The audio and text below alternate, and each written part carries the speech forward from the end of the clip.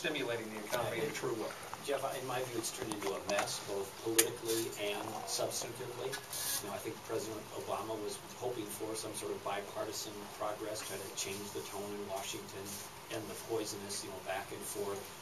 But obviously that didn't happen. You know, very sharp differences between the two parties. Everything got porked up. It got porked up. And the size of it got porked up. The contents of it got porked up. You know, and I think there wouldn't be much disagreement if you were focused on things that were traditionally stimulative. Tax cuts plus bread and butter, not porky, not earmarky, infrastructure projects. Yeah, putting people to work. But it went way beyond that, and that's what all the press has been about the last week. All right. Well, do you hold hope out that this is going to be a true stimulus bill in the end? I mean, we had some senators come down, and we got it down to something under $800 billion now, but still plenty of pork within there. Yeah, it appears to me, Jeff, that they have got enough Republican senators, namely 3 of them, Susan Collins, and I forget a couple of the other ones, that are going to come over to prevent a filibuster. So it appears the Democrats they did what they had to do to get those 3 Republicans, but the rest of it they're going to push through this week basically without the Republicans on board. Okay, so what do you think, regardless of this bill, what do you think the economy holds for us over the next 15 months, 2 years? I mean, you put yourself among that class of people who can look with some authority at what's going to happen. Do you think you have an idea? I think there's been structural change in the economy, and the housing crisis was the pin that got pulled out of the grenade. Structural change when things have shrunk for good. Yeah, I mean, just starting with this, even before the housing crisis, there's massive global economic change, demographically, technologically, culturally. I mean, just to understand just the global change in the economy and finance. You just got back from Europe. You just got back from Europe last night, and very much it has touched Europe as well. And that cross pressures the United States in places like Minnesota in ways that simply weren't evident or as evident as they say 20 years ago.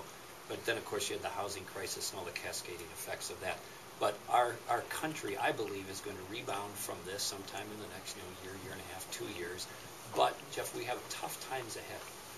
Tough times ahead for reasons beyond just the housing crisis. I believe we have a federal government and, in many cases, government spending that is so riddled with debt that we're going to have a hard time climbing out from underneath it. And the country's $11 trillion in debt, not including entitlement programs. Do you worry that this stimulus bill is going to set a new high mark for spending from which we will not drop?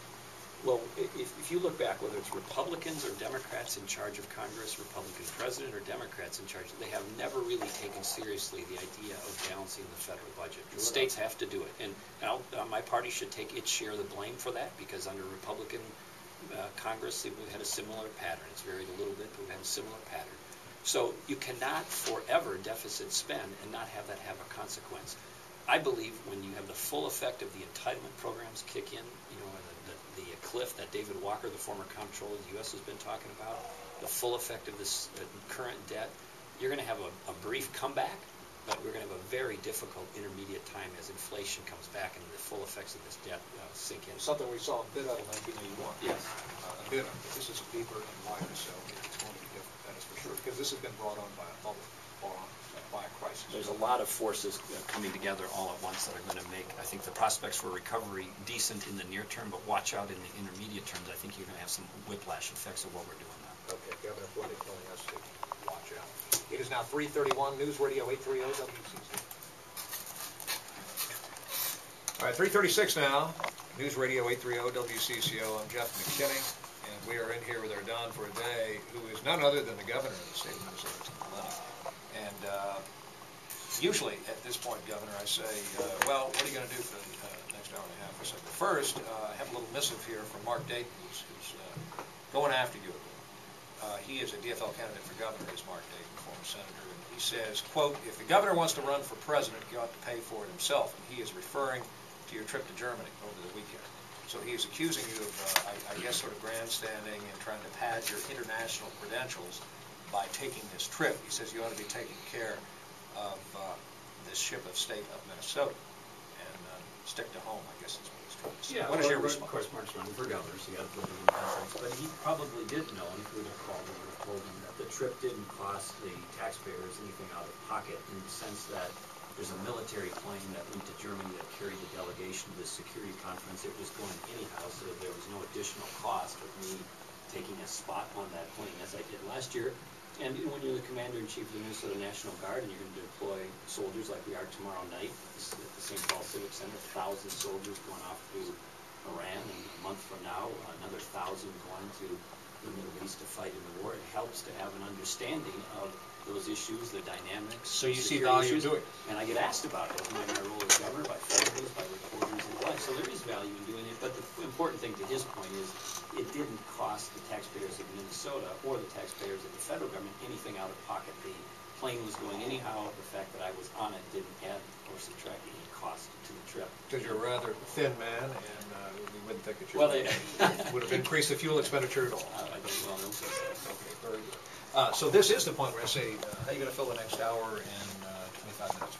Well, Jeff, thanks for asking. We got a 2 hours. We've got Charles Braceland Flood who's coming on, and of course there is a flood, no pun intended, of Lincoln books out in the market right now because we're coming up on the bicentennial of Lincoln's birth. And also Obama invokes his name. Yes. Constantly. And in many historians' view, probably the best, certainly one of the best presidents ever. And so he's the author of this book called 1864, Lincoln at the Gates of History. It chronicles the last years of Lincoln as president when he was running for re-election and making the final strategic decisions of the war. Many would say one of the most important years ever in the history of the United States. So this author, well-respected, and the reviews have been great, is going to come on and talk about that. A little later in the show, we have a Minnesota author, David Housewright, who is writing a book. It's coming out this spring on all the gangsters and mobsters who used to hang out in St. Paul and in Minnesota back in the day, Dillinger and others who'd come here for summer recess, and he would say, I think, that there was a little unspoken understanding with some of the law enforcement folks in Minnesota that they could come here as long as they didn't cause any trouble and they wouldn't be hassled by Minnesota law enforcement. So we were kind of a mobster hangout. Maybe you know about that. This was the summer playground of mobsterdom. Allegedly, yes. And that's so he's going to come on. He's got a book that's precisely on that topic, but he's got a little knowledge and research about that. And also Frank Luntz, who's a political commentator, is going to come on and talk about some of the political issues with the stimulus package and the Obama administration and some of the concerns around that. That's very interesting. So as the Bushes go to Kennebunkport in the summer, so Dillinger would go to St. Paul. Well, I don't know if these stories are true, but I grew up in South St. Paul, and a lot of people had stories that their either parents or their grandparents told them about Dillinger or other mobsters coming up from Chicago, spending the summer in Minnesota, and alleging that the law enforcement went easy on them as long as they didn't cause any trouble. So who knows? It might be South St. Paul legend, but we'll find out from Housewright. We shall listen. We shall find out. It is now 3:40. This is News Radio 830 WCCO. The governor of Minnesota, Tim Pawlenty, is in for Shelby. It takes shoes like that. It takes a man like this to fill the shoes of Shelby, the governor, no less, of the state of Minnesota. Shelby is out this week and next. So, 3:40. We'll take a break and the governor.